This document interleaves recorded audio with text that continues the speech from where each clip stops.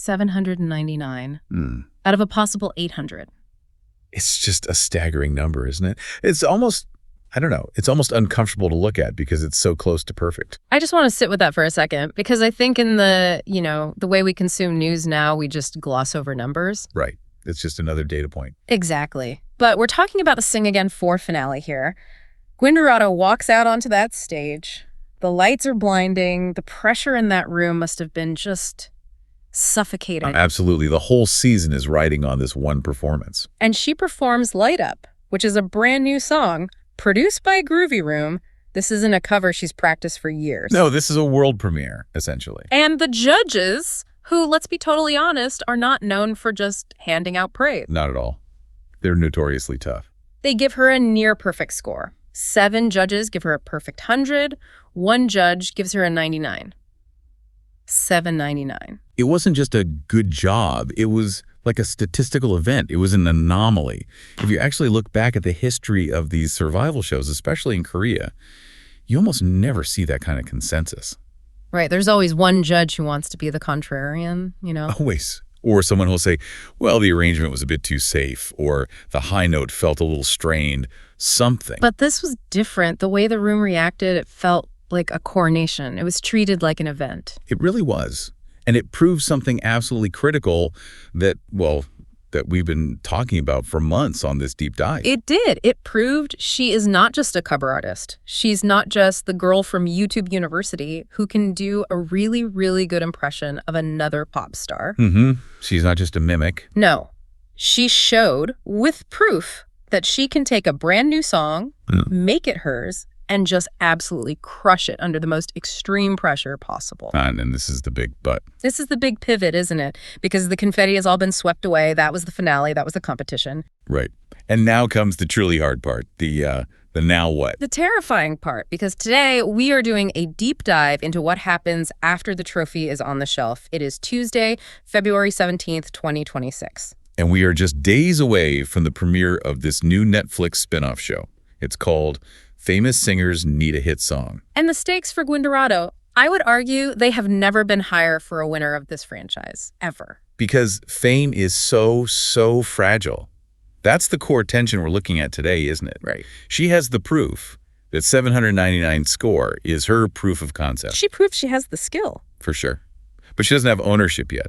She doesn't have that one song, that definitive track that belongs only to her. That's so true. If you search her name right now, what comes up? Mostly covers, amazing covers, but still someone else's music. Exactly. And that is the mission of this deep dive. We're going to decode the entire strategy for this new Netflix show. We know the premiere is February 28th.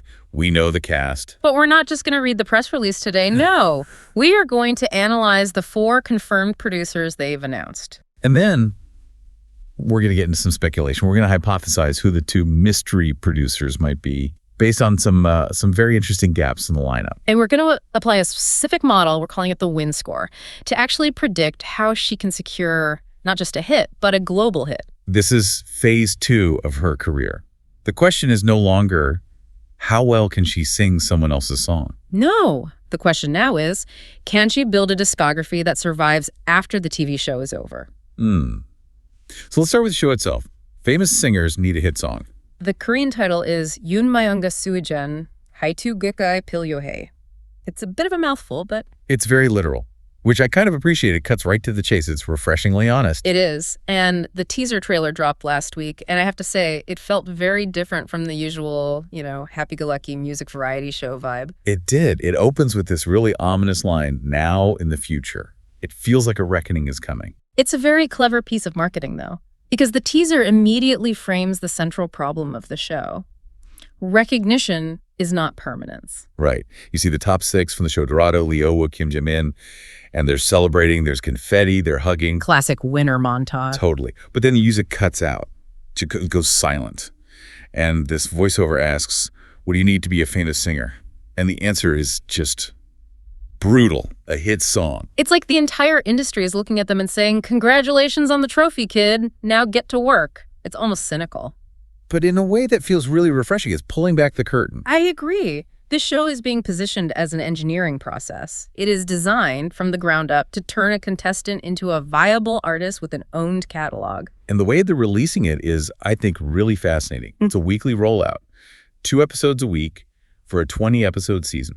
I want to pause on that because that is so different from the usual Netflix strategy of just dumping an entire season at once for you to binge. It's very different. So why does that schedule matter so much for a music show? Is it just to keep us subscribed for, 3 months? I mean, subscription retention is definitely part of it, for sure.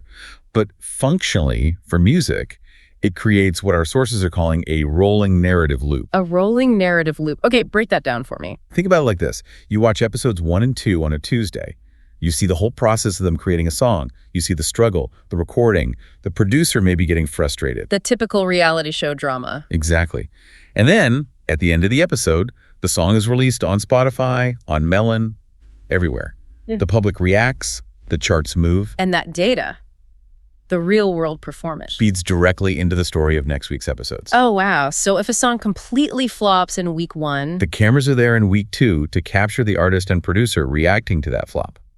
It converts the act of viewing into measurable demand. You're not just a passive viewer anymore. No, you're an active participant. If you stream that song, you are essentially voting with your clicks for the narrative to continue in a positive direction for that artist. That is wildly stressful for the artists involved. I can't even imagine. It's the entire modern music industry, all of its pressures, compressed into a 10-week television format. And to navigate this, the production notes we've seen mention some specific concepts, these sort of hit points that a modern song needs to survive. Yeah, there were a few terms that really jumped out at me. The first one was identity compression. Identity compression? It sounds like something out of a sci-fi novel. What does that mean in the context of, a pop star? It's the idea of collapsing a very complex personal brand into a single public-facing sentence. Okay. So when you're on a show like Sing, again, you have to be a Swiss Army knife. You have to show them, I can sing a ballad, I can do a rock song, I can dance a little. You have to be versatile. You have to prove you can do anything they throw at you. But to launch an artist into the real market, the public needs to know who you are instantly. The hit song has to answer the question in 3 minutes. Is she the soulful balladeer?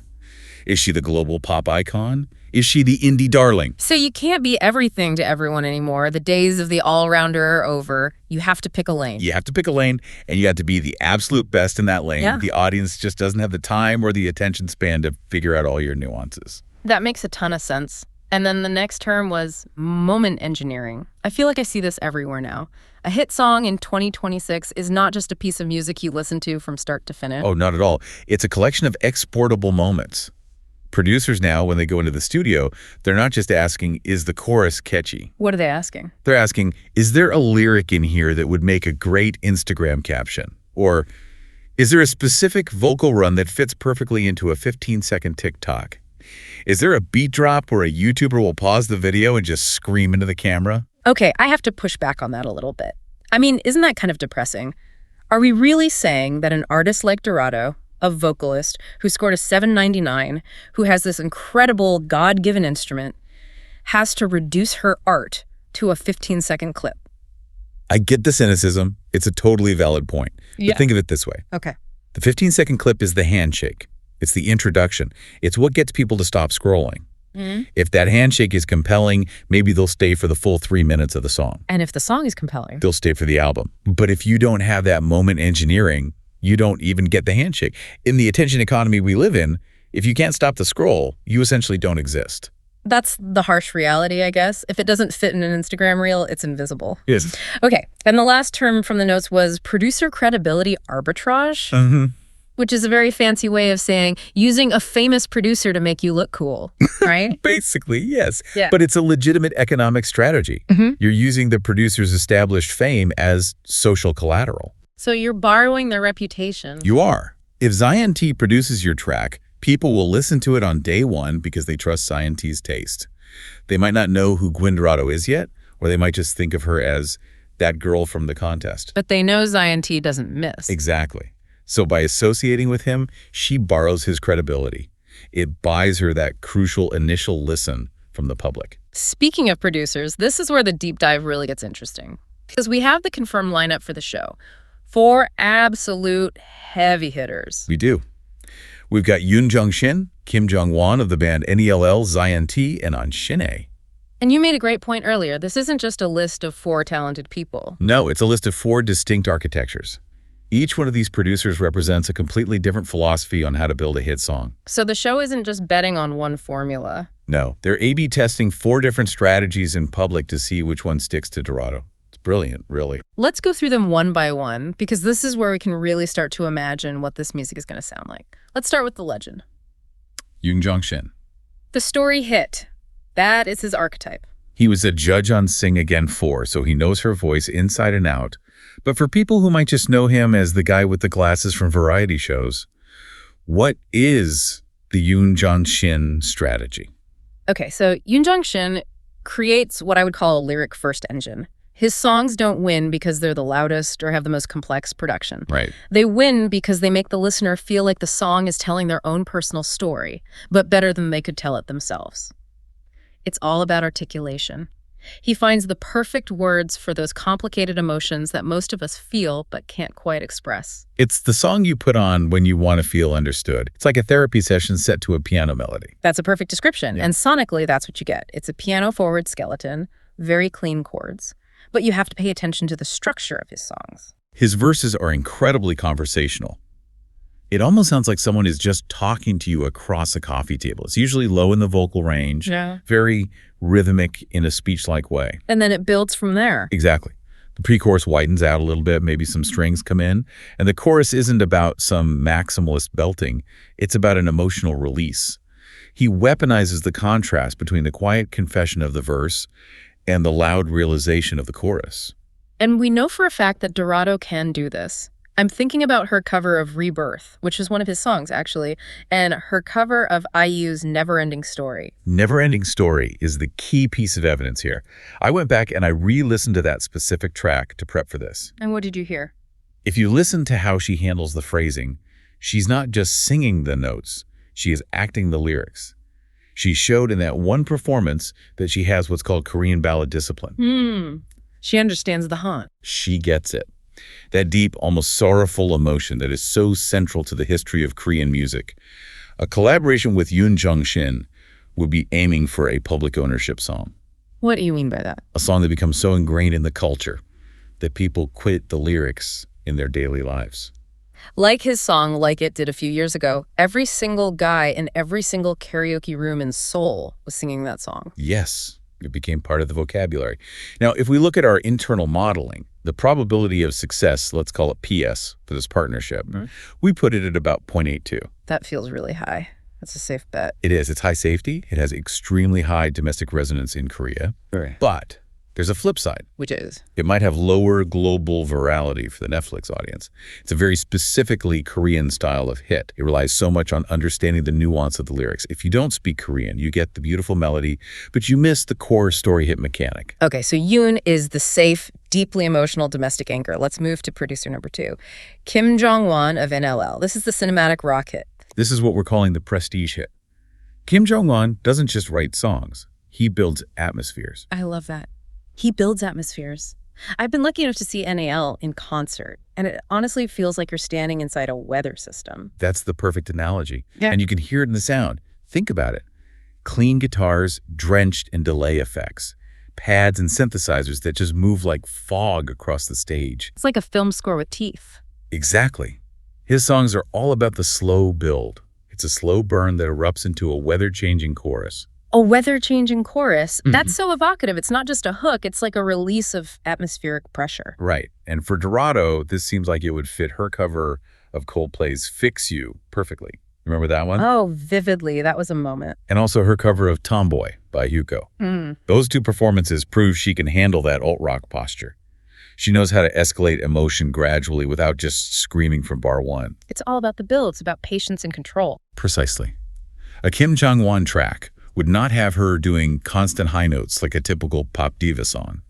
It would be about engineering one single specific time-stamp moment. The goosebump moment. Yes, that one sustained high note where the entire track just opens up wide beneath her, like the clouds parting after a storm. The part you rewind to hear again. That's the one. The goal here is completely different from Yoon Jong-shin. The goal is to make the public see her as an artist with a catalog, not just a contestant who won a show. It gives her artistic weight. So what's the probability score here? Our model puts the P's at 0.76. A bit lower than Yoon Jong-shin. Why is that? It's a wild card. It leans into her ethereal, atmospheric side, which is a huge strength. But it's a riskier genre departure. It's not pop. It's not a standard ballad. It's moody. It's very moody. His songs can be 6 or 7 minutes long. It might not fit that moment engineering requirement for TikTok as easily. It's high art, but is it a high charter? That's the question. Got it. So high artistic value, but maybe a slightly higher commercial risk. Okay, let's talk about the cool kid in the room, Zion.T. The minimalist groove hit, or as I like to call it, the velocity hit. I just love Zion.T's whole style. It's so unbothered. He wears sunglasses indoors, and somehow it just makes perfect sense. Unbothered is the perfect word for his music, too. He works by subtraction. Most producers are always adding layers to make a song sound bigger and bigger. Right, more synths, more backing vocals. Zion.T does the opposite. He takes away all the big dramatic gestures and replaces them with a single, casual, incredibly addictive hook. It's the song that gets stuck in your head for 3 days, but you don't even know why. It just sort of appears there. Exactly. And the sonic shape is very distinct. It's usually mid-tempo, very tight drums, super bass heavy, and his style demands what you call mic-close intimacy. Explain that. You're not projecting to the back of a theater like you would be with a Yoon Jong-shin ballad. You're whispering directly into someone's ear. The vocal is very dry, very present, very close. And Dorado has shown she can do this too. I'm looking at the notes here. Her covers of Flower by Ovan and Runaway by Sunwoo Young-ga. She didn't try to oversing them. That is the absolute critical skill for this style. Flower is the perfect example. That's a song that relies entirely on groove and timing, not vocal power. And she nailed it. She showed she can sit comfortably in a modern pocket. She didn't try to turn it into some powerhouse ballad. She just let the rhythm do the work. The goal with a Zion.T track is pure optimization for the attention economy. So it's built for how we listen to music now. 100%. It works as a background playlist song, so it gets millions of streams while people are studying or working, but it also has that short-form quotability for a TikTok or a Reel. Okay, so what's the probability on this one? 0.88. Very high. Wow. That's actually higher than the ballad legend, Yoon Jong-shin. It is. It just has such high viral potential. And you have to remember her unfair advantage here. Her Korean fluency score is rated at a 0.92 based on our analysis of her pronunciation and intonation. So she can handle his tricky phrasing. She can totally handle his rhythmic complexities. Zion.T's songs are not easy to sing at all. The phrasing is really syncopated, it's behind the beat. She can do it, and she'll sound authentic doing it. Okay, so Zion.T is the high-velocity viral bet. That brings us to the fourth confirmed producer, Ahn Shin-ae. And this is the signature hit. She's known as a producer who really, truly tailors the song to the specific singer, right? She's an incredible singer-songwriter herself from the group The Barbarettes. Exactly. She understands the vocal instrument on a deep level. Her whole process is about maximizing a singer's specific sweet spots. So for Dorado, what would that be? Well, it would be that gorgeous vibrato bloom she has at the end of a note. It would be her use of vocal fry in the lower register, that little bit of grit she has when she pushes her voice. Ahn Shin-ae doesn't bring a pre-built house. She builds the house around the singer's furniture. This sounds like the diva route, the big, classy vocal performance. It is the sophisticated soul pop diva route. Think of a contemporary soul pop palette. Very clean chords, a warm bass line, and lots of layered backing vocals that make the whole tone sound three-dimensional. It's a little retro, but still very modern. Kind of like her cover of Garrawojin Gil, that classic song. Yes. So much restraint, so much class, so much warmth. The goal here is to create a song that sounds like it could only belong to Gwyn Dorado. Not a generic hit that anyone could sing, but a true signature hit. Something that defines her sound for the next 5 years. That's the idea, and the score reflects that. What is it? A 0.94. It's the highest probability of success of the entire confirmed lineup. 0.94. So mathematically, this is the absolute best match for her. It really is. It perfectly matches what we call her analog warmth. It positions her perfectly. It validates her as a serious vocalist while still being commercially viable and modern. It's the Goldilocks zone. Not too old-fashioned, not too trendy. Yes, right. So we have the story, the atmosphere, the groove, and the signature. That is an incredibly formidable lineup of producers. But the outline for our deep dive says there are gaps, there are mystery producers. This is where we have to put on our detective hats. The show is being made by Netflix. It's aiming for a global scale. Right. And to do that, you need to cover all the genre bases. And if you look closely at those 4 confirmed producers, there are some pretty big holes in the musical map. What's missing? What lanes aren't covered? 2 things, specifically. First, there's no global dance or synth pop, nothing for the clubs. Okay. And second, there's no cinematic orchestral crossover, the big dramatic film score type of song. All right, let's start speculating. Let's dig into what our Council of Spawns, our internal nickname for the rumor mill and data leaks, is telling us. Mystery Producer A, the global dance specialist. Who are the likely candidates here? The data is pointing towards a couple of possibilities. It could be someone like 250. The producer behind New Jeans? Exactly. Or it could be a production team like LDN Noise or Ryan Jahan, who've done a ton of work for major K-pop groups. Oh, man. 250 would be fascinating, that retro-futuristic sound he has. I mean, Ditto and Hype Boy completely changed the K-pop landscape. And that's what's missing. The show needs that big, high-energy opening anthem. They need one track that really tests Dorado's global icon potential. Can she front a massive, beat-driven pop track? She did light up in the finale, which was more hip-hop R&B, but a full-on synth-pop track would be a major pivot for her. It would. And it's high risk, high reward. We put the probability here somewhere between 0.72 and 0.85. It's a wide range. What's the risk? The risk is that her warm, soulful tone gets lost in a really heavy, dense EDM production. If the synth is too loud and the beat is too hard, you lose that special Dorado texture that makes her unique. But the reward is a song that could play in clubs anywhere in the world. That's the upside. For a global Netflix audience, it's almost essential. You need a song that makes people want to move in Brazil, in France, in the US. Right. Okay, then mystery producer B, the cinematic orchestral crossover specialist. This is what we're calling the red lights and rain strategy. The big, moody, atmospheric track. And who are we thinking for this? The top candidates are people like Jung Jae-il. Wait, the composer for Squid Game and Parasite? The very same. Or it could be someone like Cloud, who produces for Big Urine and is the frontman for the Volunteers. Wow. Getting Jim Jail would be straight up award bait. It absolutely is. And Netflix loves that. They love a cinematic mood. It elevates the artistic credibility of the entire show. The projected sound here is, deep synth textures, real strings, a true atmospheric masterpiece. And Dorado's voice in that setting.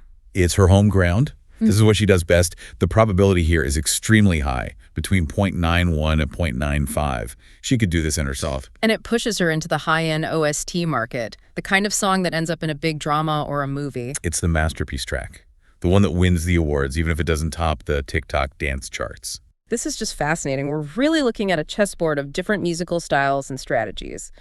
But I want to get a little nerdy for a second. Silly. We've been throwing around all these probability numbers, 0.88, 0.94. But how do we actually grade these potential songs? We have a specific model we developed for this episode called the Win Score. Right. We can't just operate on vibes and say, this song sounds good, or I don't like this one. That's all subjective. We needed a way to quantify hit potential. And the Win Score, or W's, breaks it down into 5 weighted factors. Okay, hit us with the formula. I'm ready for the math class portion of the deep dive. All right, class is in session. The formula is WS plus 0.30H plus 0.25D plus 0.15N plus 0.10U. Okay, let's unpack those variables one by one. Let's start with H, which is the hit factor. That's weighted the highest at 30%. This is all about the hook. Specifically, we measure 2 things. The first is hook speed. How many seconds does it take from the start of the song to get to the money moment, the main chorus or hook? And what's the magic number? In 2026, if it takes longer than 40 seconds, your score starts to drop significantly. And the second metric is clippability. Is there a perfect 15-second window in the song that makes total sense on TikTok without any prior context? That is so crucial. If I have to explain the song for the clip to be good, it's not a real hit. It's already failed. Then you have D, domestic traction. This is weighted at 25%, and this is very, very important and actually kind of controversial in our analysis. Oh, tell me more. D measures 2 things.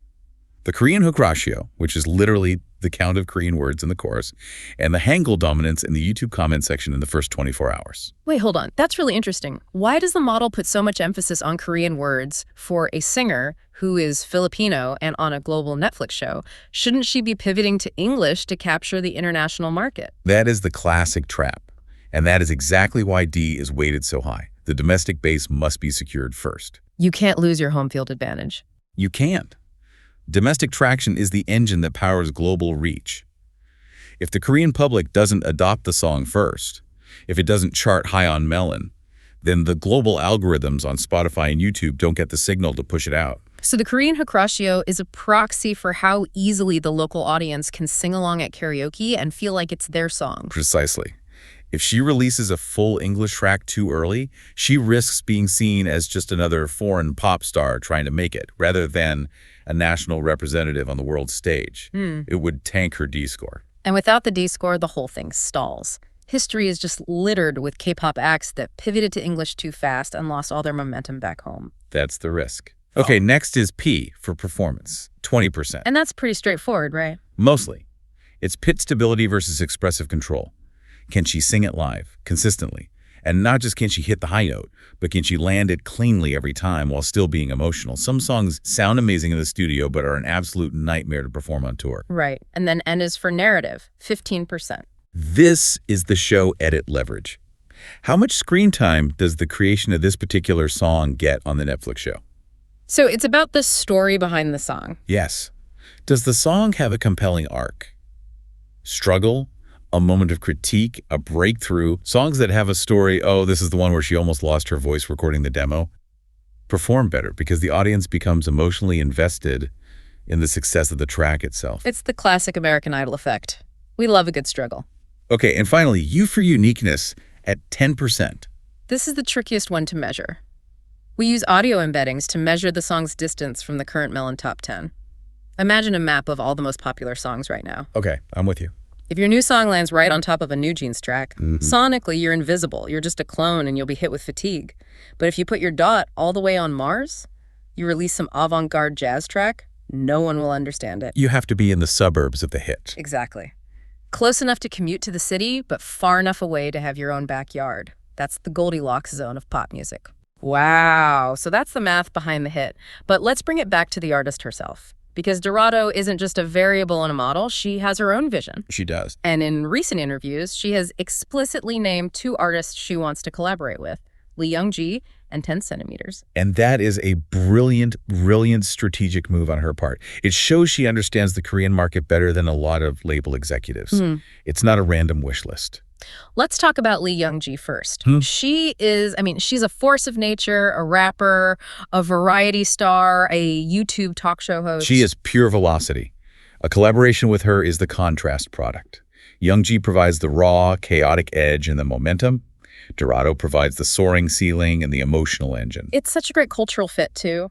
Young-ji is loud, she's hilarious, she's unapologetically herself. She would instantly lower that survival show stiffness that can sometimes linger around a winner. Right. Having a credible, respected rapper on the track makes it read as a flex, not just another alumni project from a TV show. It makes it cool. And what would that sound like? Sonically, you'd probably have a minimal, modern bed of music, wide harmonies on the chorus.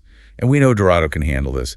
I'm thinking of her cover of Titanium, but even more so, her cover of Jessie J's Nobody's Perfect. That was a monster of a song to cover. It was. And that song requires incredible dynamic management. You have to be soft and vulnerable 1 second, then loud and powerful, then rhythmically precise. It proves she has the phrasing necessary to survive on a track next to a world-class rapper. She won't get drowned out. A weak vocalist would get eaten alive on a track by Lee Young-ji. Dorado will stand toe-to-toe with her. She'll be the anchor. Okay, and then the other name she mentioned.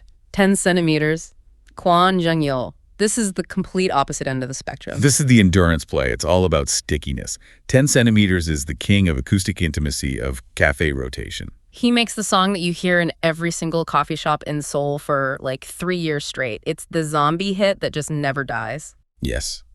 This song is my mood song. Sonic shape. Acoustic guitar core. A vocal that's recorded very close to the mic. And most importantly, a chorus that is built to be sung by other people. It has to be karaoke ready. It has to be accessible. And we've seen Dorado do this. Her never-ending story and Till I Met You covers show she can sell that kind of meaning. She sells narrative conviction. That is the 10 centimeter secret sauce. It's not about hitting the craziest high notes. It's about making you truly believe the story in the lyrics. So she essentially split the entire Korean hit ecosystem into two engines. The fast, viral, high-velocity hit with Youngji and the slow-burning, long-lasting, emotional hit with 10 cm. She really knows what she's doing. She absolutely does. It's a perfectly balanced portfolio. So we've looked at the confirmed producers, we've looked at the mystery hypotheses, we've looked at the math, and we've looked at her own personal wish list. Let's try to bring this all together into a final verdict. What is the winning strategy here? If you were her manager, what's the first move you make? Okay, so if we synthesize everything we've talked about, the internal lineup of confirmed producers gives us Ahn Shin-ae as the safest, highest probability bet at a 0.94. It's a signature hit. Exactly. You release that to validate her as a serious art pop vocalist. That's your foundation. You release that song to say to the world, I am a real singer, not just a contest winner. Establish the artistic credibility first. Then you have Zion.T with a PTS of 0.88 as the viral bet. That's the move that takes her from contestant to trendy icon. That gets the younger audience on board. That's the move that makes her cool. And then the mystery dance pop producer with a piece of around 0.85 is the global bet. It's risky, as we discussed, but it's necessary for that Netflix scale. And throughout all of this, we can't forget her unfair advantage. Her Korean Fluency Score, it's a 0.92. That is so high. Unlike so many other global artists who try to break into K-pop, she can handle the complex narrative songwriting of a Yoon Jong-shin or an Ahn Shin-ae without sounding like a foreigner reading phonetics. There's no pronunciation barrier holding her back. None at all. So, the strategic recommendation from our analysis is this. Focus your primary resources on either Zion.T or Ahn Shin-ae for the lead single. So you go for either the viral hit or the signature track first. Yes. Establish her core identity. Then, later in the season, you pivot to that mystery cinematic producer for the masterpiece track, the big OST moment. Start with the hook, end with the legacy. You've got it. Don't start with the risky dance track. Start with the thing that you are absolutely undeniably great at. I love it. And this all brings us to the big picture, I think, because we're watching something genuinely new here. You called it A-pop in our notes. Yeah. I mean, think about her trajectory. She went from YouTube University in the Philippines, literally learning K-pop songs from the internet, to becoming a K-pop icon in Seoul. She is a prototype for A-pop Asian pop. It's talent flowing into Korea. Exactly. Succeeding on local terms, the language, the sentiment, the Han, rather than just being the token foreign idol in a big group. She's not the foreign member who's tasked with doing the English rap verse. She's the main character. She is the main character running on Korean software. And that is a massive, massive shift in the global music industry. It really is. And on that note, I want to leave our listeners with one final provocative thought, something to chew on before the show premieres on the 28th. Okay, here it is. If our win score model relies so heavily on that D-domestic traction score, which remember is tied to Korean lyrics, does releasing an English language track too early actually hurt her global chances? Oh, that is completely counterintuitive. It is. We all assume that a global hit has to be in English. But maybe for an artist like her, the global hit is actually a local hit that travels. Look at Gangnam Style. Look at the success of Squid Game. They didn't succeed because they tried to be American. No. Right. They succeed because they were unapologetically, intensely Korean. So the question is, if she pivots to English now, does she risk alienating the very fan base that gave her that 799 out of 800 score? Is the smartest global move to actually stay local? That is the million-dollar question. And I guess we're all going to start finding out on February 28th.